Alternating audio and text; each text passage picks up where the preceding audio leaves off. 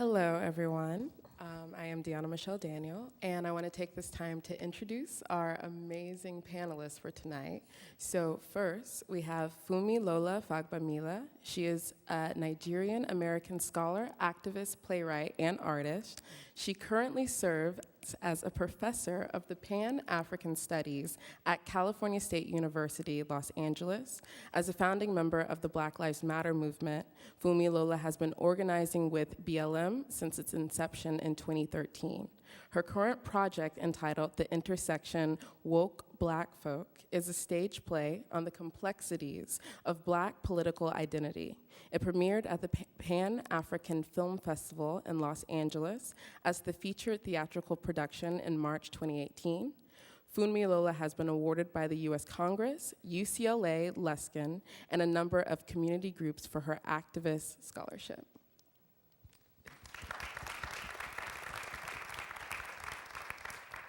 And then we also have Tyree Boyd-Pates, who is the history curator at the California African American Museum. He curates exhibitions about the history of African Americans in California and the West. During his tenure at CAM, he has organized several acclaimed exhibitions. He has also been honored by the Empowerment Congress as one of Los Angeles' 40 emerging civic leaders and received the MLK Jr. Unsung Hero Award from the California Legislative Black Caucus and the Rising Runner Alumni Award from California State University, Bakersfield. He is a social media influencer on African American history and culture, especially noted for examining those subjects from a millennial perspective. So that is our panelist for the night. So I want to begin with talking a little bit about ragtime. So ragtime follows three groups in America at the beginning of the 20th century in New York. We follow the white Protestant suburban experience, the Black experience, and the American Jewish experience, all woven together by the music of ragtime.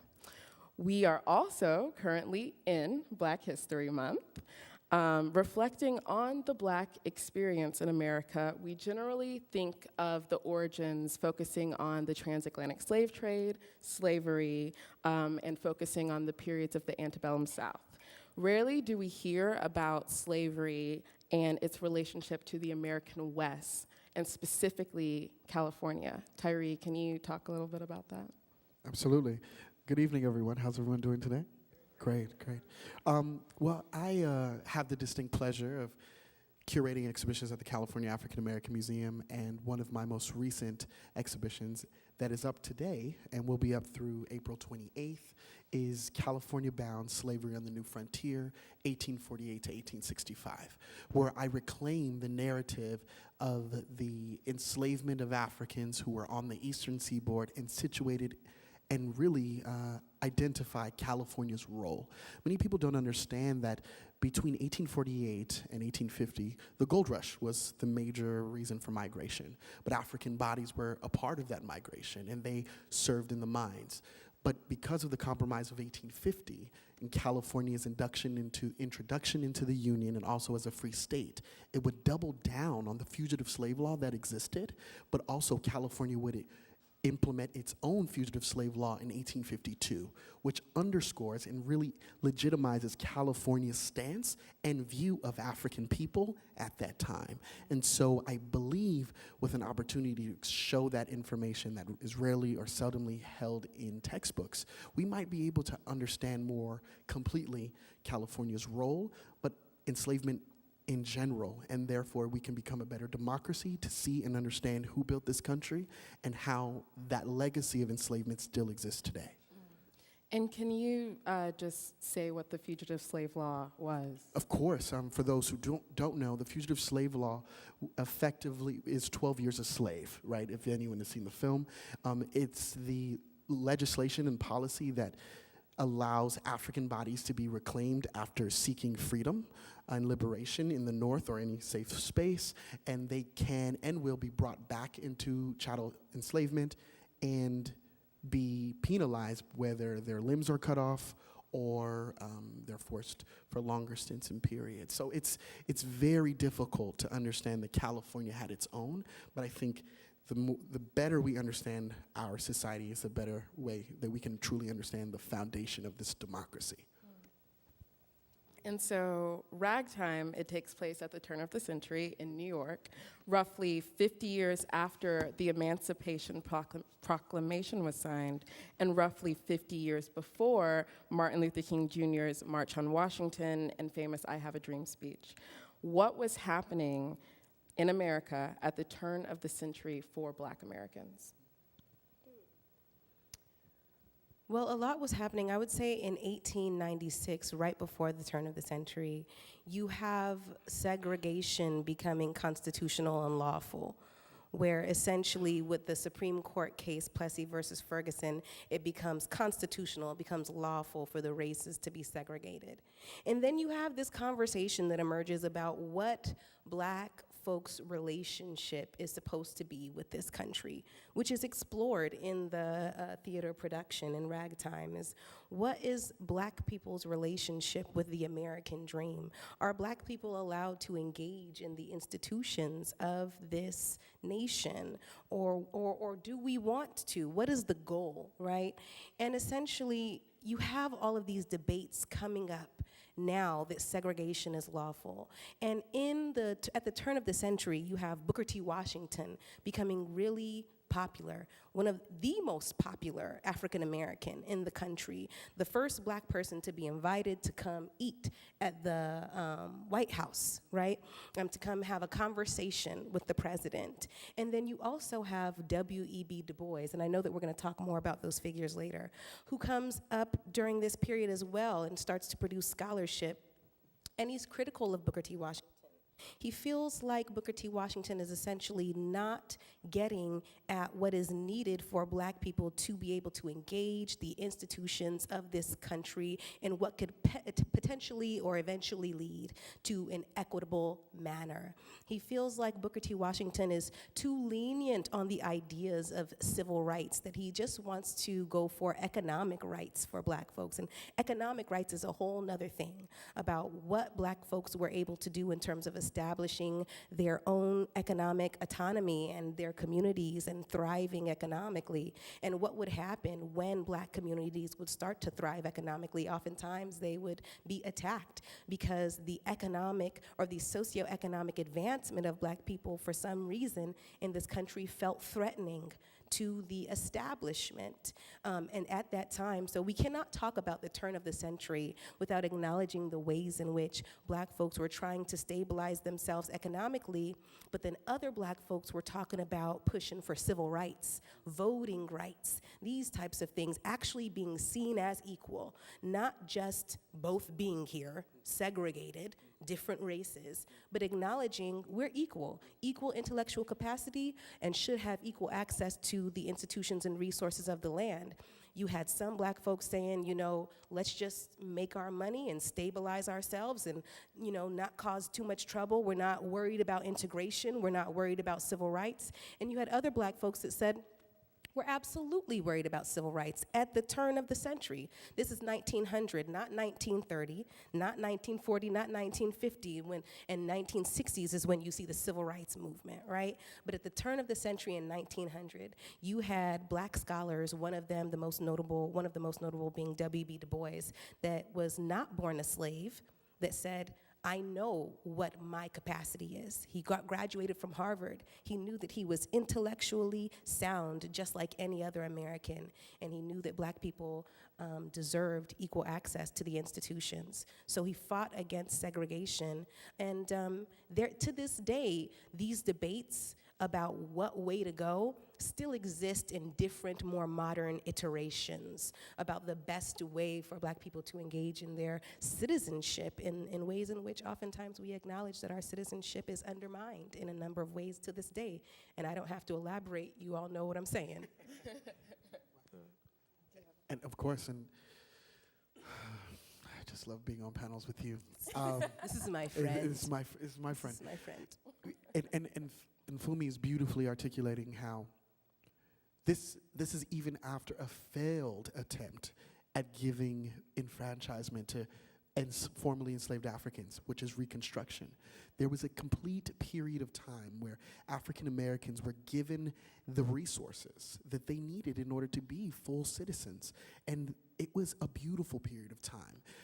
And Ta-Nehisi Coates talks about this in his most recent book, We're 8 Years in Power, that the largest fear wasn't that there would be bad Negro government, but it would actually be the success of Negro government. And that's why there was an introduction of a Jim Crow era that completely broke down those attempts at policy to enfranchise African people, and therefore not disabusing them of the notion of their true equality to begin with. Because you have to understand, African people have been here since 1619. This is 2019. I'm going to say that again. African people have been here since 1619, and we are having the conversation about the enfranchisement of that group almost 400 years later. So we must persist. We still see this legacy, right? But I hope that context will give us a revitalization of how we can really attack this system that continuously oppresses that particular group. So speaking on this thought about Coalhouse in the play, Coalhouse Porter is a follower of the teachings of Booker T. Washington. Why Booker T. Washington? Why not W.E.B. Du Bois? And what do you think the playwright is probably getting at with that conversation? I have so many thoughts. I'm just gonna gather them in my mind. I'm so intrigued by the narrative of the kind of Booker T. Washington versus W.B. Du Bois. So these are names you've heard of before, but I feel like we're not really taught about the deep differences and the sameness in their ideology. I want to say that it's in some ways similar to the kind of Martin Luther King Jr. versus Malcolm X debate about which way to go. And so I see some head nods, right? Your first question was why Booker T. Washington?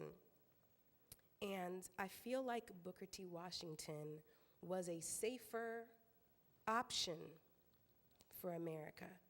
That if you're going to uplift any particular black person as the leader or as at the forefront of black efforts for advancement in this nation, let us choose the one that maybe will give us least resistance.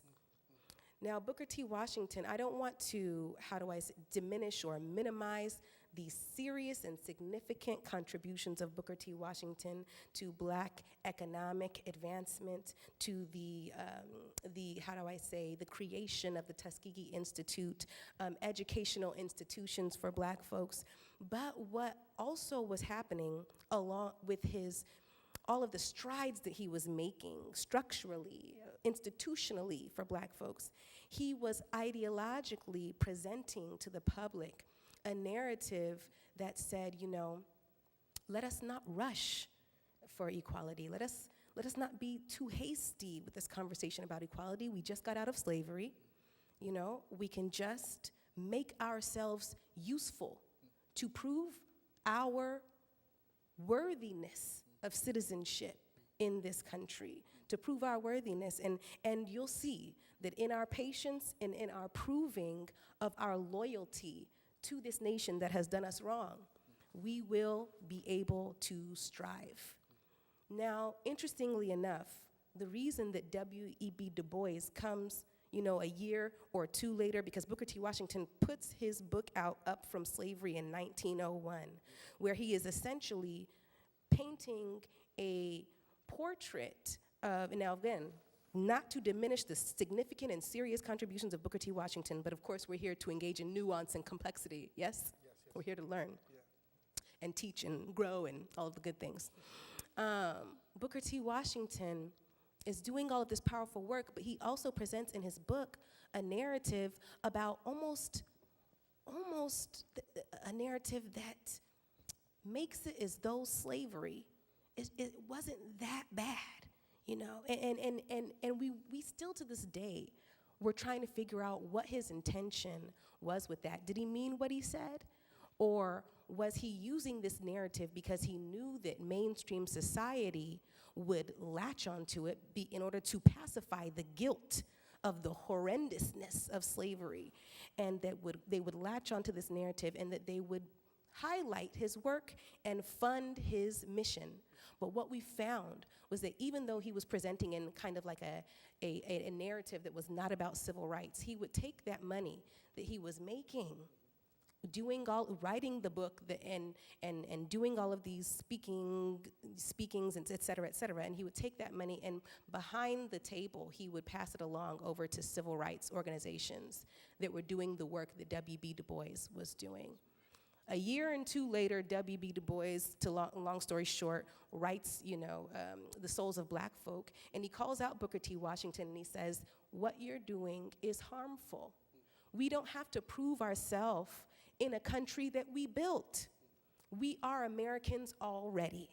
There is no need for us to show our worthiness or to pacify the significant seriousness of the violence that has been imposed upon Black people.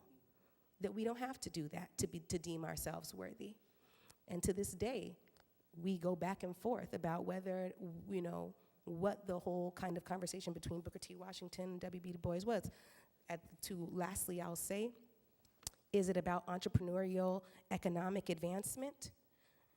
In Booker T. Washington's eyes, a lot of it was about being able to economically sustain a community versus equality, civil rights, equal access, and both, I would say, are important.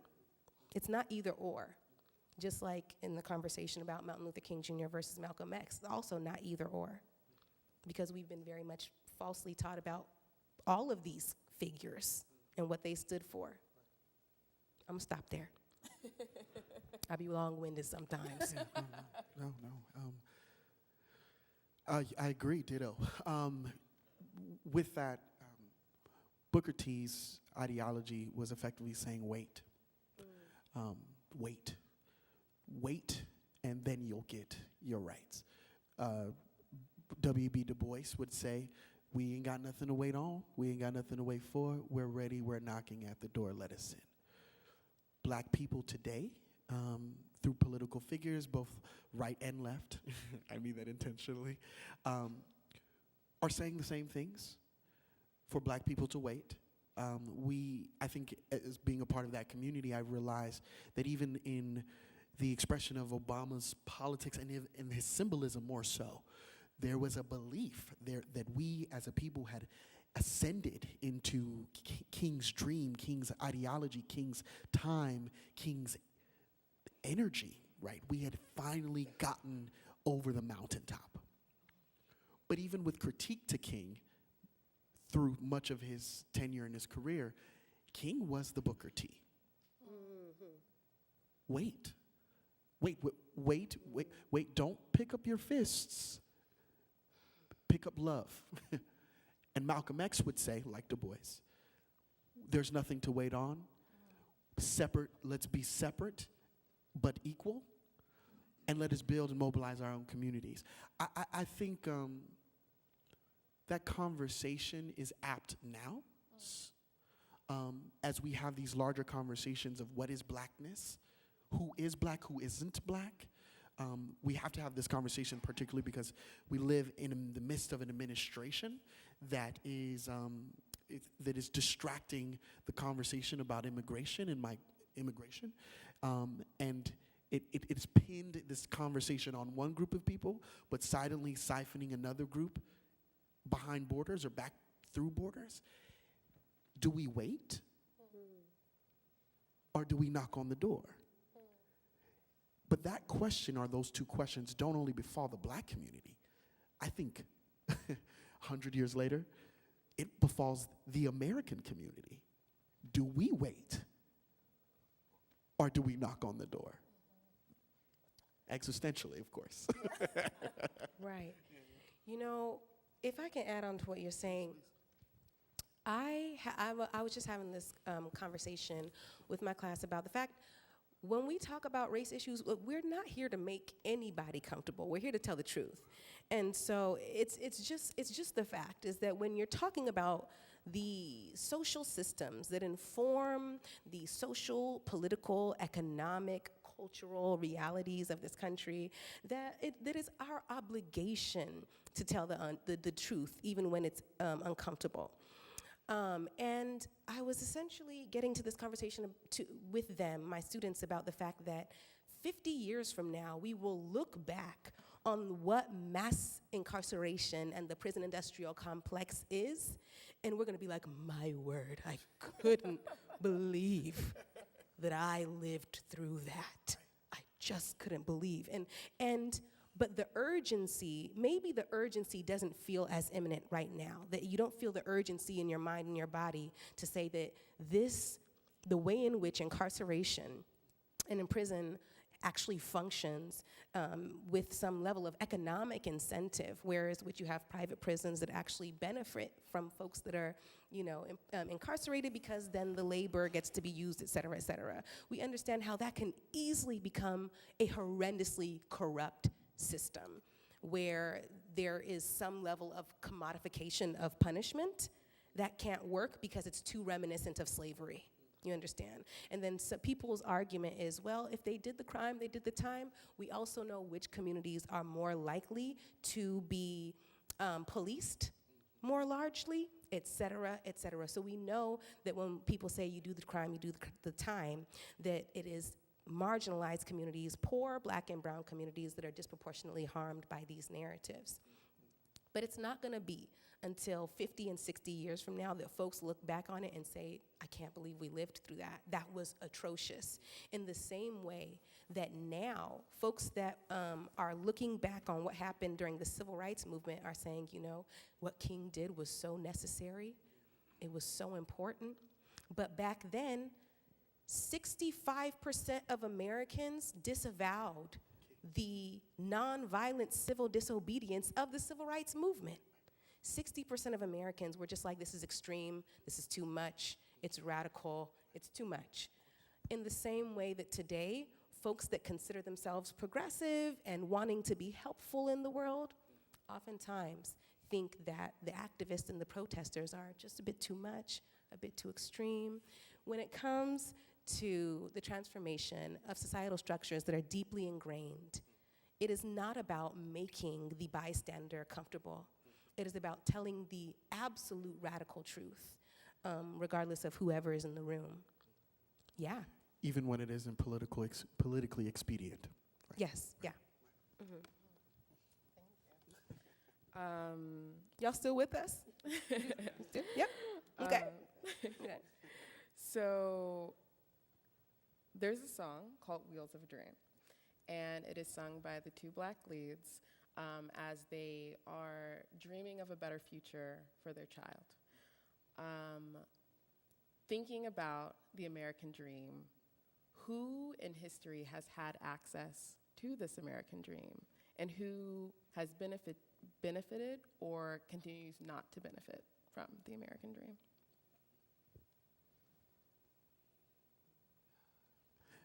All right. Well, to look at that, I almost want to pull back on the camera and ask a question to that question, right? To dream means infers that one must be asleep, right? And to dream American or to pursue the American dream must mean that America is still very much in a deep slumber. A slumber about its constituency and the larger implications of their social living conditions, meaning they are unaware. Their mind is turned off to the entirety of the entire scope of the conversation, right? To be and to pursue the American dream has never been given to everyone. It's a dream deferred, actually. As Black people in particular, we know that we like W.B. Du Bois, there's a double consciousness that we must have. We know what it means to be Black, but we also know what it means to look and not be American at the same time. And we know that the only thing that doesn't make us American is our skin tone, but our experience is the most American thing about us. Because you cannot have a democracy without understanding the core principles of this country. And I will say that it isn't just life, liberty, and the pursuit of happiness, but it is effectively capitalism. And because what gives us life, liberty, and the pursuit of happiness? Really, when you have enough money, you start having a big smile. Because you have the ability to pursue anything that you put your mind to. When you are poor, you do not.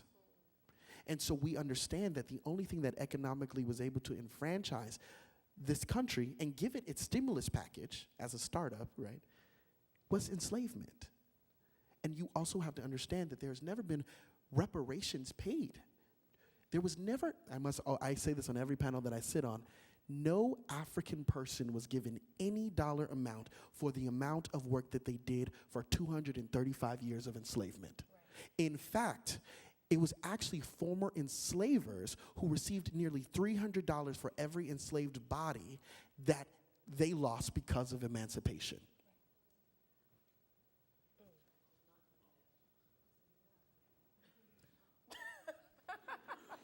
And then the mic drops. So you have an entire legacy of descendants of Africans, enslaved Africans, cut out of the American deal for 235 years.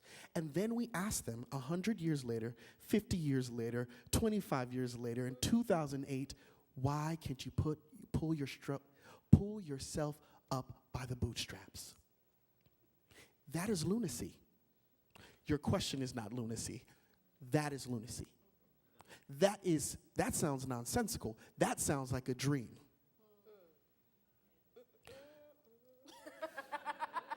So to ask African people to pursue the American dream is nonsensical without giving them the tools that Colehouse was attempting to assert with his own agency. Colehouse's real issue in the play, at least from my interpretation, was that he thought that the laws that should have protected him didn't. Yeah. And he fell in this downward spiral because he thought he was an American citizen, given his tenure. Right, 235 years, right? And he was completely cut out of the deal. And the immigrants within the play, of course, in the portrayal, they had more rights, more than, arguably, than some of the Africans who had been here the entire time. Don't even get me started on the indigenous people that weren't even represented, right? And I say this, of course, with full consideration of the storyline. But I think this American dream and this concept, ooh boy, it gets me warm inside. And that's all I'll say on that. And wait, can I just add this idea of the dream deferred and it coming from Langston Hughes' poem? Could you? What happens to it? Does it shrivel up like a raisin in the sun, right? What happens to it? Does it just go away? We are dreaming and we're hoping that America will change, but America doesn't change because of hopes and wishes. Like, this is the narrative that Ta-Nehisi Coates was presenting in his most popular text, Between the World and Me.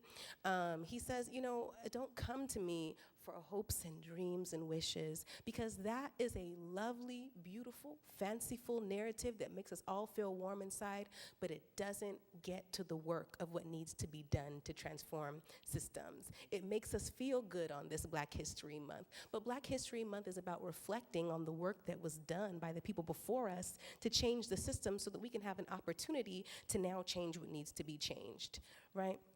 And so just to go back on what you were saying, this idea of pull yourself up by your bootstraps, this idea that because we live in a meritocratic society, the narrative of a meritocratic society, that if you work hard, if you are a good person, if you try your best, this is America. You can do it. We have a democracy. And so this narrative was so consumed and widely received as fact, especially the day when Barack Obama became president. Oh, everybody said, we done made it. Oh, we done made it. Black people done made it, racism is over. Barack Obama is the president. Now, of course, representationally, this is transformational. You have a black person in the highest office of the land. We could not have imagined that so many years before. Now, this is something that is representationally transformational, but does it mean that the institutions that govern this land or that influence this land are actually fundamentally transformed? Not necessarily. And so when people say, in this meritocratic society, it is about your merit, it is about your work ethic, it is about your talent. Tell that to the person who is hyper-policed, the community is hyper-policed.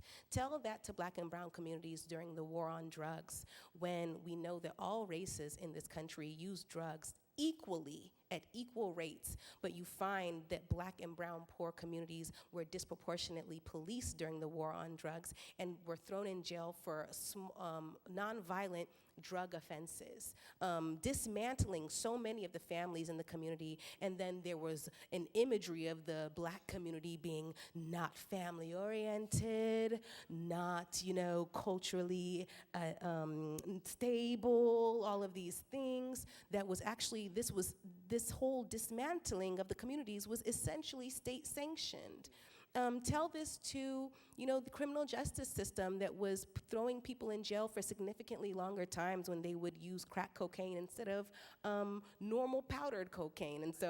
And we find that this was literally a class and racially biased laws that were happening, legislation. Tell that to all of the folks that were engaging this information, right? Is that it's just about meritocracy. It's just about working hard and you can make it. Now, it's not to undermine the reality that the willingness to work hard is significant, but that does not erase the fact that we live in a highly racialized society, And so I think that when we have conversations like this, I'll say that we want to, because this is what usually happens, is people will hear this information, will understand the way in which slavery as an institution built and informed the racial trajectory of the contemporary America. People want to know, well, what do we do now? Now we know that all of this has happened. We know that it has been horrendous. We know that the ramifications of these institutions and systems still exist. What do we do now? In order to know what to do now and how to be helpful and how to be impactful, we have to really, truly know the complexities of what has happened. You can't rush past that teaching. You have to know what has happened so that we don't repeat it, and that's oftentimes what happens if you try to engage in a social transformation without doing your studying. You repeat what has happened before, and you just don't, you can't anticipate it happening because you haven't read the book. So I think there's something that is brought up in the play about one of the black people on the ship. When Father is on the ship, he talks about, my people were brought here on ships too. And you have this parallel of African Americans being brought on ships, but also these new immigrants being brought on ships. Can we talk a little bit about this parallel, but still about the American dream, Sure. Are you, I hear this really profound question. Are you asking about the nuance between the arrivals of those groups, or is that it? The arrivals? Sure. Or what has happened after the arrival and this Sure. accumulation, assimilation. Of course. Yeah. Oh, sure. I really enjoyed many of the themes in the play, and I loved how the introduction of the Irish individuals within the play, because although at the time, I guess, as they were being situated, they were seen as lower class whites, there was a period of time where that was true. But significantly, both Jewish people as well as Irish people have been grafted in to this concept of whiteness. So where they are now white, when at one point in time, they were equally as niggerized as black people were. And I use that word intentionally because that's exactly what they were called at that time. White black people, if you get what I'm trying to say. But the beauty and the complexity of this country is who is black and who is white. And I've seen historically that it is always convenient for whiteness as a concept and not a person, as a system, right? That certain groups are allowed entry into that classification or that category, and others are always excluded. And by what terms? Those terms are always phenotypically. We can see that Funmilola and I are we're the richest of ebony up here, as well as you. But that's not our only disqualifying factor, right? It is our propensity not to look like the dominant group who ultimately wants to maintain its supremacy over others, right? And we've seen historically that those two groups have been grafted into this concept, and now their sentiments toward black people has been weaponized alongside the dominant narrative. And their rivals, I mean, at the end of the day, my people did not come here on the Mayflower. We know this, right? And the group that did, we know their history as well. And I think as long as we continue to investigate whiteness as a system, we can better understand its trends, but also its fluctuations. Barack Obama, for example, bringing it back to, and hopefully to close out that question, Barack Obama's presidency is the fear of good Negro government. But what many people don't know is that with every single attempt at progress by black people, there's always traditionally a white lash, right? A white lash, a systemic weaponizing of itself against black progress. We are in the midst of a white lash right now. This administration, of course, with not giving you enough fodder for that administration, it's specifically intentioned to undermine good Negro government through every policy, through every procedure, through every attempt. This president in particular wants to make sure that there is no legacy of Obama left. His words, not mine. And if we understand that even this administration is a part of that cycle of white lash against black progress, we can understand Reconstruction more closely, we can understand the Civil Rights Movement more closely, and we can understand why Nixon and Reagan and all these other administrations, including the Bill Clinton administration, and how they used policy and procedure to undermine what should have been the successes of the civil rights legislation. That's why 50 years later, Funmilola, you and I are up here, because we're talking about where do we go from here. I want to elaborate on this idea of the immigrant or immigrating to America intentionally, having ancestors that came here intentionally versus having ancestors that were taken from where they lived and brought here forcefully and viewed as inhuman, as chattel slaves. So not as humans that we have enslaved, but chattel slaves to the extent that you are chattel, like a cow, like a horse. And then having to then convince the country that you are a full human being, and then convince the country that civil rights are necessary because of your full humanity.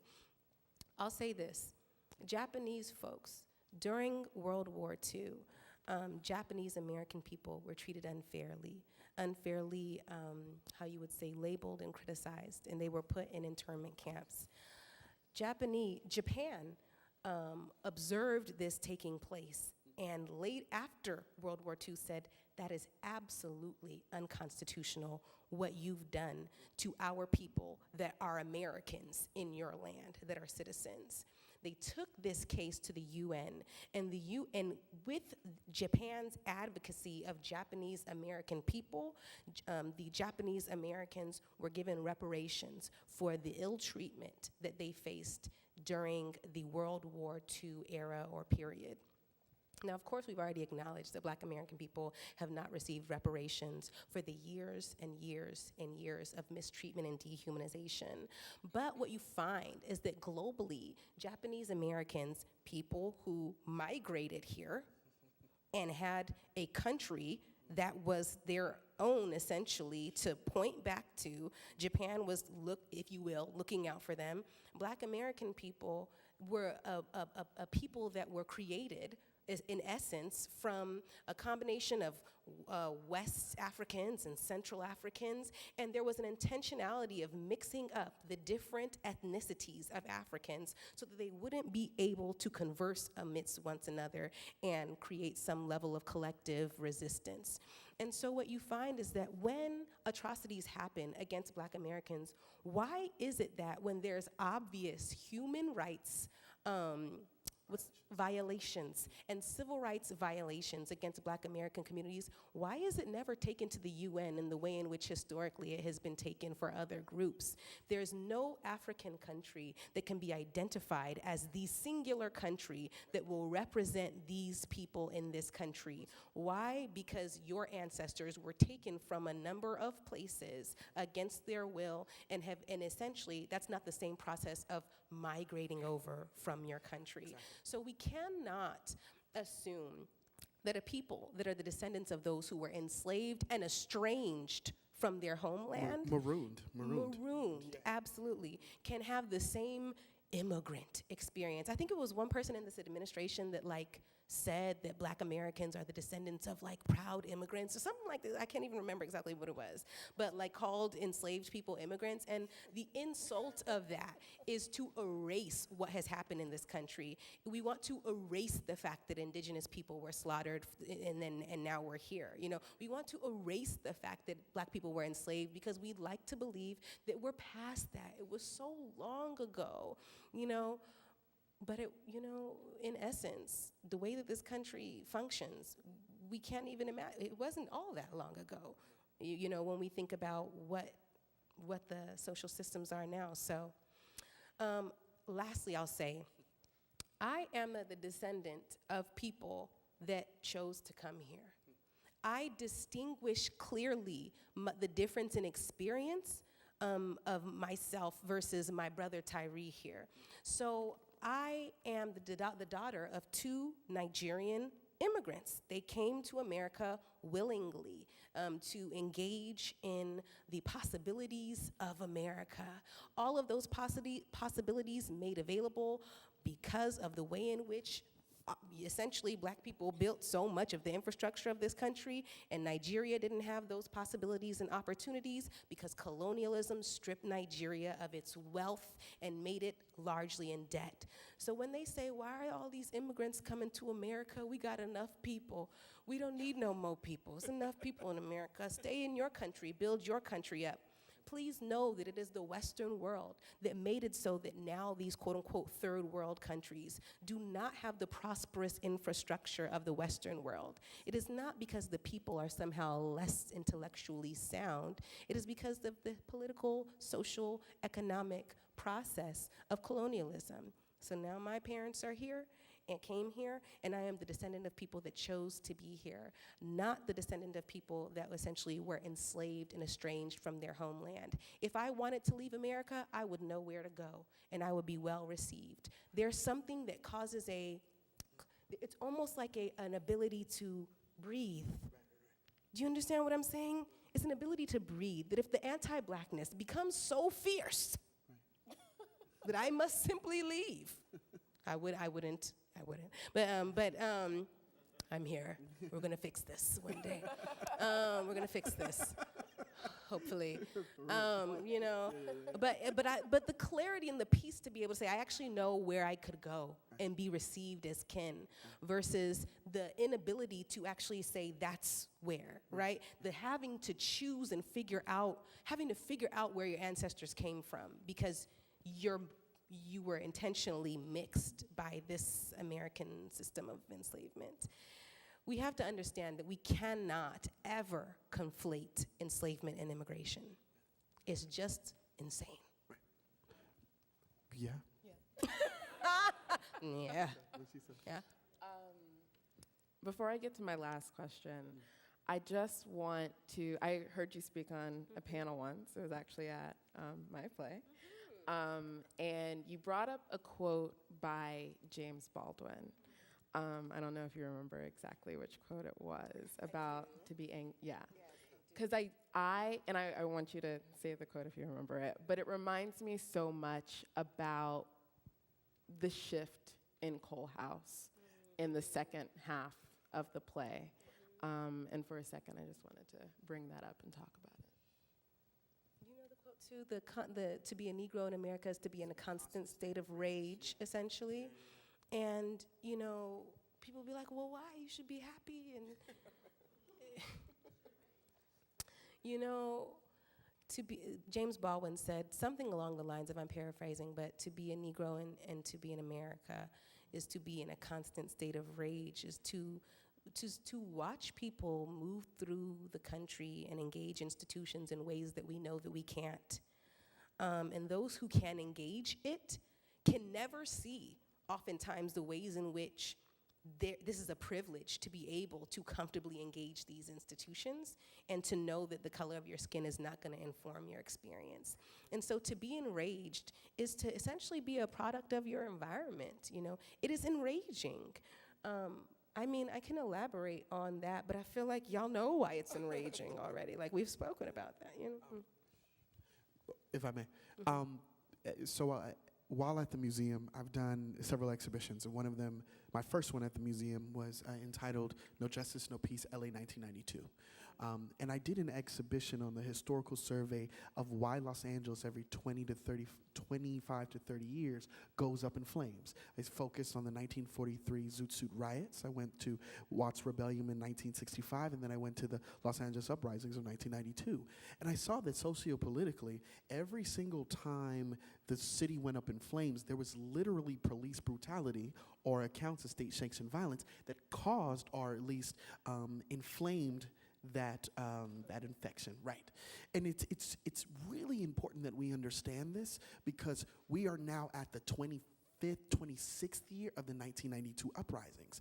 And statistically, Los Angeles is worse off condition-wise for black and brown people than it was 26 years ago.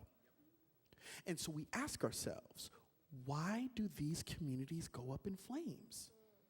Martin Luther King says that a riot is the language of the unheard.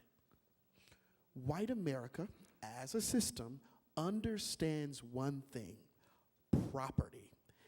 And the best way African American people can get white moderate attention is burning up.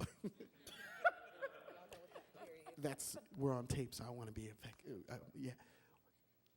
Is this me validating that account of unrest? Of course not. But the moment we prioritize property over people, we have uprisings. And systemically, these communities of color are powder kegs waiting to explode. And you have entire communities who understand James Baldwin's quote: to be black in America is to be in a constant state of rage.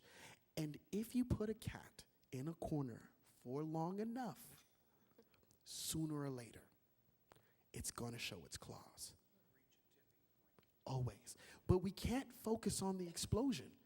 Instead, let's focus on the fuse. And the fuse to this explosion is racial, is educational, lack of educational opportunity, lack of equitable housing, lack of access to the American dream.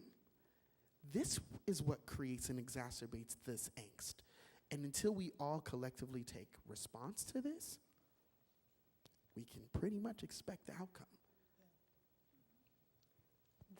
To add on to what you're saying, absolutely. So to focus on what causes the explosion rather than to focus on the explosion itself. It's so easy to say, well, why are they, uprising in that particular manner, or why did they have to engage in that particular behavior, or burn that store, or whatever it may be. But Dr. King also was getting at the fact that he was so frustrated when he wrote the letter to Birmingham jail, because he said that the white moderate was so willing to have conversations about critiquing the marches, critiquing the boycotts, and why don't you just do it a bit differently? And he said that you better have an established record of critiquing the systems that brought about the resistance to begin with. that if we're talking about folks that still present narratives that say, well, now that all of segregation and slavery is done, everybody can get an education and thrive, what does it mean that the descendants of people that were redlined, that didn't have access to loans to be able to build their generational wealth, that these people are still in communities where the schools are impacted, and that the classes are overcrowded, and that you have less resources in these schools, and then you're telling us to just thrive in these educational institutions and environments that don't cultivate your greatest intellectual capacity. And then you have a few that squeeze out of those systems and that are able to thrive and survive and do well.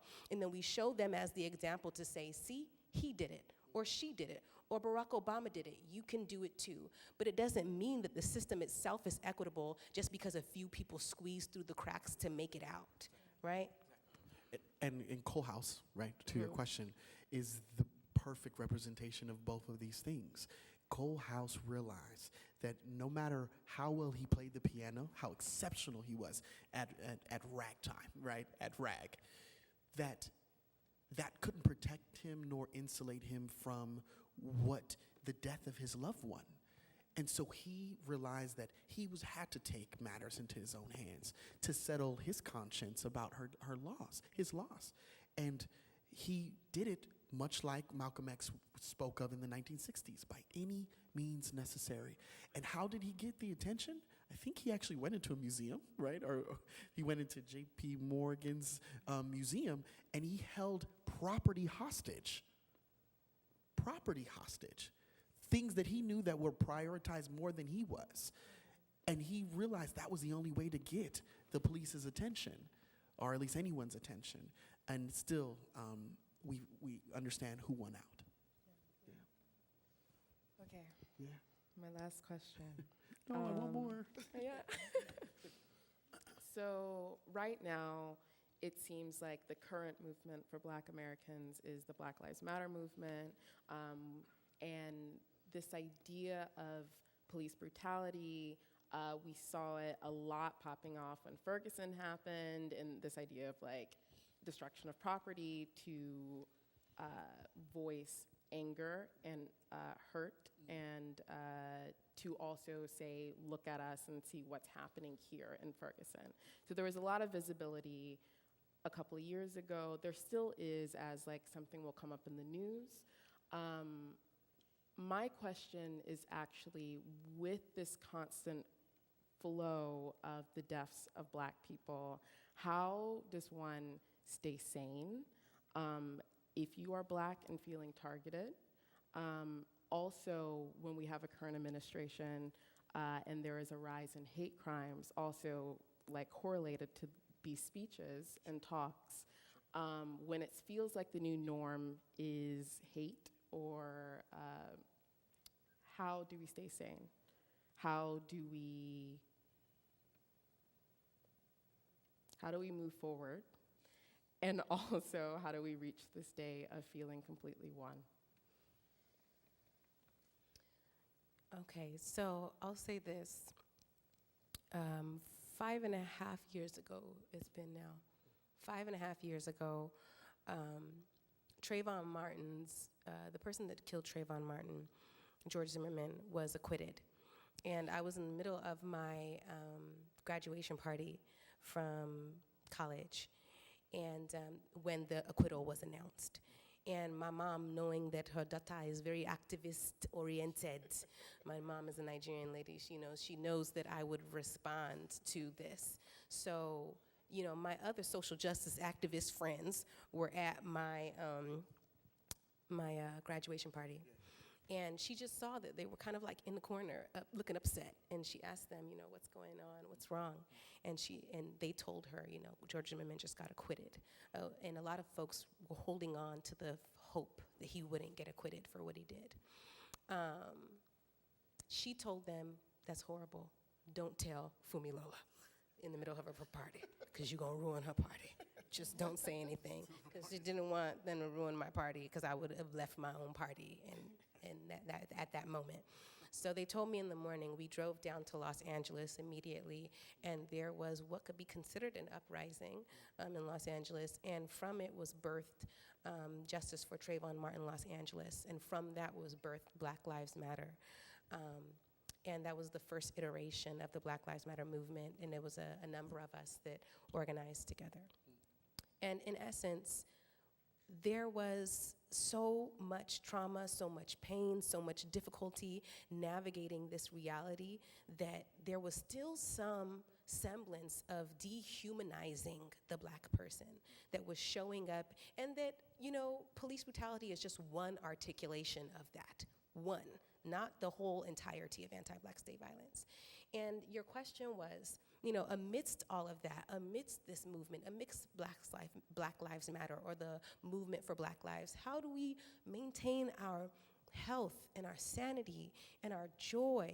And I think what has always worked for me is that, you know, I'm very big on health and wellness and keeping yourself well amidst a climate that is the opposite of well. I decenter any systems kind of imagery or ideology or feeling that they might have about me. That it is not, I don't consider myself or center the perspective of a system that dehumanizes me. I acknowledge it, I study it, I resist it, but I don't take that in. That I know what I am, fully capable, fully human, fully all of these things, and with the ability to feel like I should be able to live my freest and happiest life. So I decenter the kind of violence that shows up in the society, and I know that I don't need to take that in. Now, it's hard to do that. I don't want to make it seem like that's an easy thing to do. But I've worked on it for years. Because if you're going to be in social justice spaces and do work of resisting those systems, if you don't decenter in your life and in your being what the world is telling you about people that look like you will fall, you will crumble. You simply will. So I had to decenter that and say, I know what I am. That, the system, America, might not know, but I know. And eventually, we will get to a point where that can transform. But until then, I am afforded the fullness of my humanity. Now, what these systems of anti-Black racism would like us to believe and that would like to affirm is that we don't get to enjoy the fruits of full humanity. But I think that when we lose our joy, that when we lose our sanity, that when we lose our peace, it has won. The violence has won. It has succeeded. I refuse to let that happen, at least not in my own life. As a Black man who is reclaimed and asserts his own personal agency, I realize how unique that is to this project that is America. Rarely do we see Black people who aren't reacting to the system, but instead, why I feel so privileged to be beside this wonderful sister is because I get to see someone who responds, and she responds from a center, right? I do the same thing as in my own personal life, and I do so by ways of mental health, realizing that this, like James Baldwin says, being Black in America, you'll constantly be in a state of rage. I realize that if my mind is not well, like Colson's mind had slipped, one could say he had a nervous breakdown himself. It's very easy to turn into that, right? But understanding your own personal identity and then asserting that in a place that tells you not to is something that really is truly liberatory. And as someone who constantly is encouraging others, I even have one of my former students who is in the audience today, who will tell you that my job and my role is to liberate people who are still found in ideological bondage. And Black people aren't the only ones who are ideologically bound. The Miseducation of the Negro by Carter G. Woodson tells you that it's not only the Negro who doesn't have an understanding of himself, but it's white America who doesn't have any understanding of the Negro and their true capacity and potential. That's why you create these systems, because you don't feel like they need better ones, right? But I refuse to believe that, like she said. I believe in the agency, I believe in the ideological understanding of oneself, and I think that the moment that we see more of that, we can truly liberate ourselves, not only from racism, but every ism that we all find ourselves in. I also want to center that black women have been doing this work much longer than I have, right? And that black women are truly going to be the unfortunately, they've been serving as the mules, but they're also the conscience of America. And it continually, as we continue to mush them down and oppress them, and from having a larger role at the table, if not building a new table, we won't understand what real plight we're in. And so let black women lead. I'll let them follow. And then hopefully we'll all get to the promised land. And just because I love tips, you said self-care. Yeah. Is there any kind of self-care tips? Of course. you would- Therapy, yes. Therapy. And of course, culturally competent therapy, of course. One that can speak to your experience with therapy is something that I'm a large advocate for, especially in our community. But also, journaling is really good too, because historically it'll serve as a larger archive, right? But in the practical, I would say therapy. In terms of tips, to add on to what you said, I love Tyree.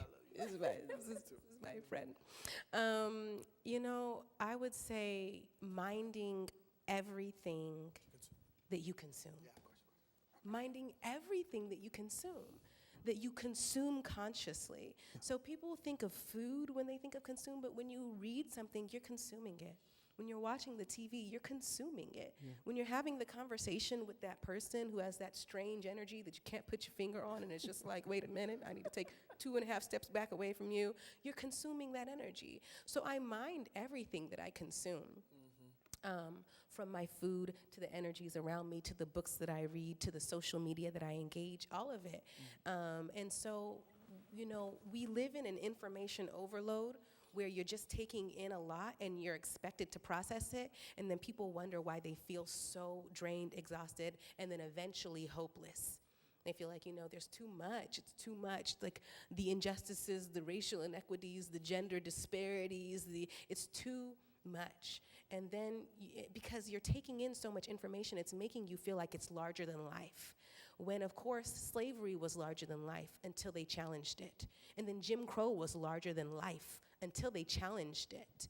And all of these things were larger than life, and it was unimaginable to change it until they centered themselves and got strategic and challenged it. The only way to do that work is to be able to, again, back to the self-care tips, is to mind what you consume, to engage in therapy when you need it, when necessary. It's absolutely central and foundational. I think that everybody has their different ways of centering themselves, but spending time in the sun, I'm not trying to get too frilly on y'all, but it really matters. We stay on our phones, we look at the screen, we are inside, we're working, we're typing, we're whatever, we're inside. Go outside, breathe fresh air, right? Be careful about who you have around you. Right. I mean, 3 good friends is so much better than 27 strange, mediocre ones. It's real.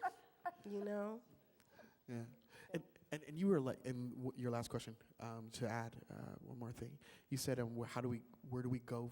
How do we move forward? Mm-hmm. I think the only way we can move forward is to go back. Like we find ourselves as just a group of people who are ill-informed about our history, and if we can look back authentically, I think we can look at this moment with clarity, and that's going to be the best solve that we get. Yeah. You're welcome.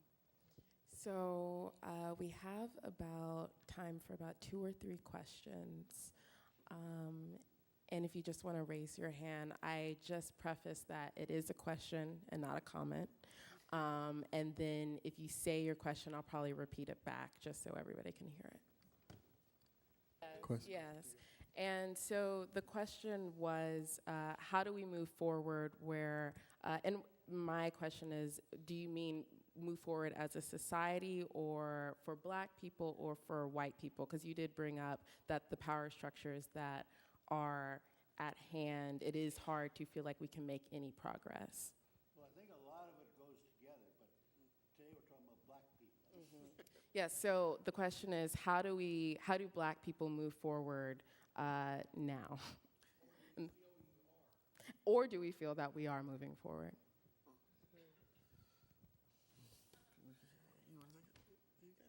Okay, I have some thoughts about, I would say we've spoken a lot about what has happened with Black people and what can happen in the future in order for us to move forward. But I will say this, in general, what I've observed in this moment that is highly politically, how do you say, polarized is an understatement to say that we are in a polarized political moment. That in order for us to be able to move forward, especially those who have intentions to change systems that are illogical, violent, and harmful, that we have to be able to be in communication with one another. But we live in a culture that is call-out culture, where if somebody does something or says something that we disagree with, oftentimes it's easy to shut down emotionally and just be like, oh, I'm not dealing with that person anymore. Now, I think that to a certain extent now, if somebody is engaging in violent, harmful narratives, that if you refuse to engage them, then that is understood and understandably sometimes necessary. But if you're really dealing with somebody who has the intention to do something positive, but maybe, a conversation is necessary, I would say that my belief is that humans and Americans, people, need to have the emotional capacity to be able to have difficult conversations and not shut down. What I see way too often is people that believe something so firmly that when they are presented with a logic that challenges the belief system that they've held for very long, that they are unwilling to shift ideologically because they feel too bound to this idea that they have.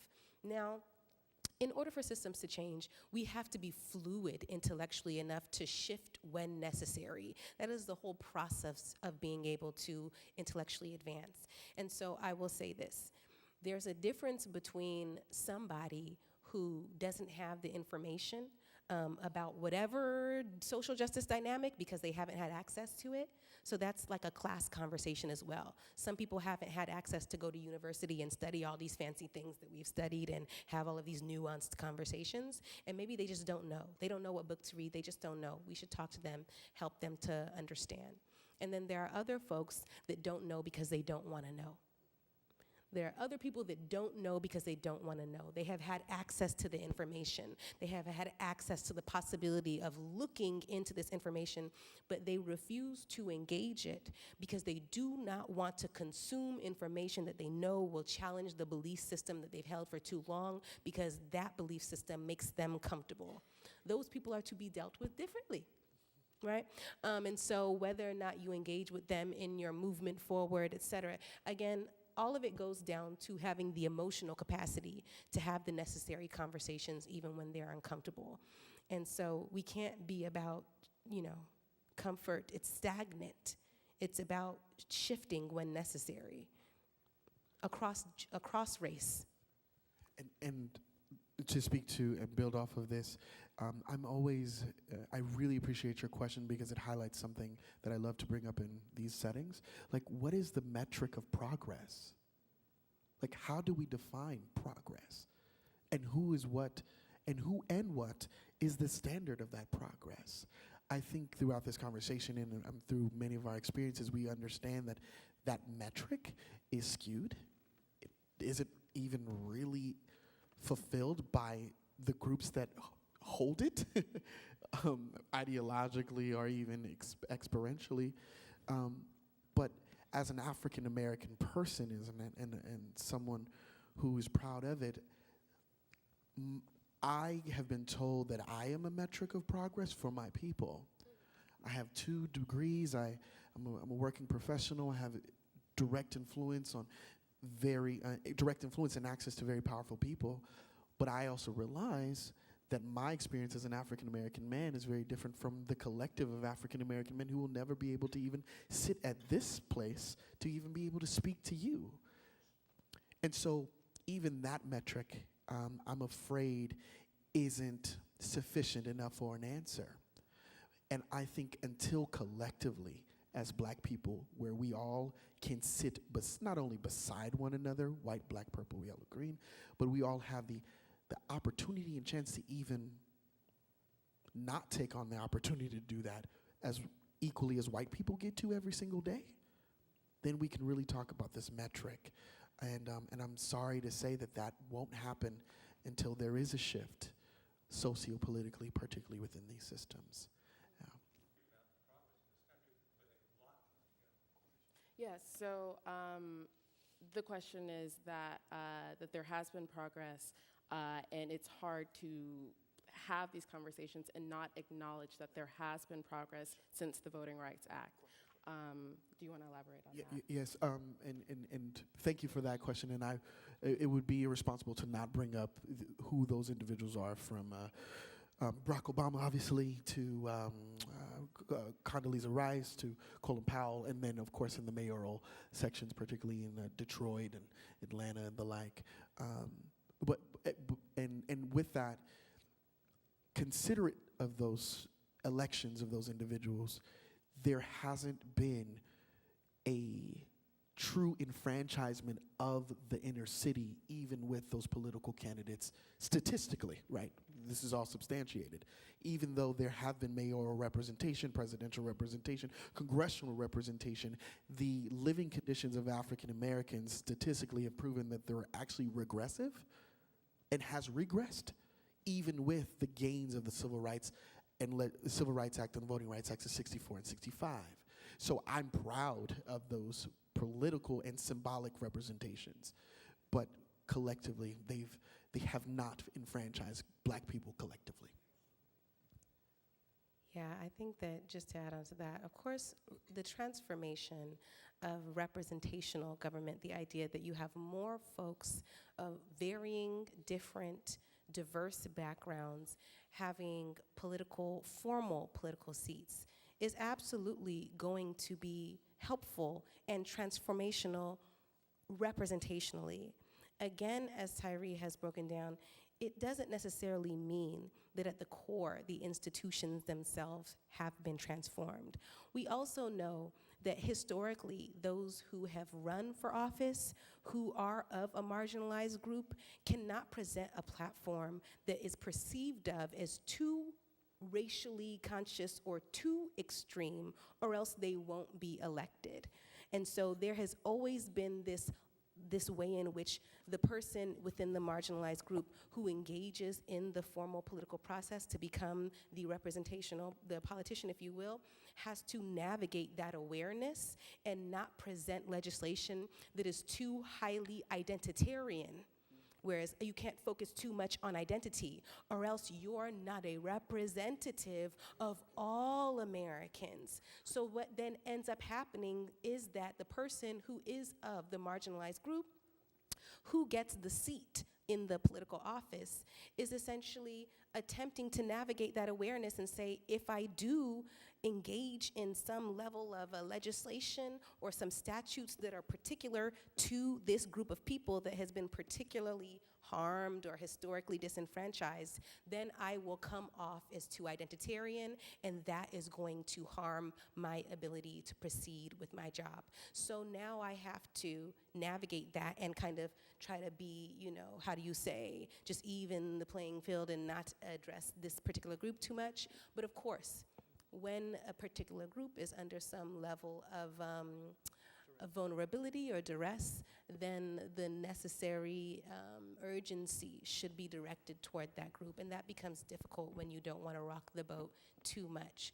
Again, it is not to assume that these people are not able to engage in positive, uplifting work. But if we're talking about a culture that has informed the ideologies of anti-Blackness and how that shows up, we can ask we can ask ourselves, I imagine if Sandra Bland, would assume that we've made it so far in 2017 or when that took place. I imagine, if Tamir Rice would say we've made it so far when, this 12-year-old black boy was shot by an officer, and when the officer was asked, why did you shoot above this area you didn't shoot to pacify, that the response was that they thought that he was 18 years old. They thought he was 12, but that they thought that he was 18 years old, because there have been a number of different tests or studies that have shown that black children are assumed to be 5 to 6 years older than what they actually are. And so all of these things are part of the way in which anti-blackness ideology has informed our culture. So again, when we talk about what needs to change, it is not to ever disqualify the work that has been done, but it is to say that we cannot give ourselves the comfort room to say, we've done so much, because there's so much to do. So we look forward with intention to transform, rather than to remain, comfortable in what has happened thus far, because there's so much more to go. But absolutely, I appreciate the question indeed. So, we're really out of time. Oops. I am so sorry. I apologize. Yeah, no, it's okay. However, if you have questions for us at the end, feel free to pull us to the side, and we will direct that answer directly to you. They'll be down there. Yes. So I want to thank our amazing panelists for being here today.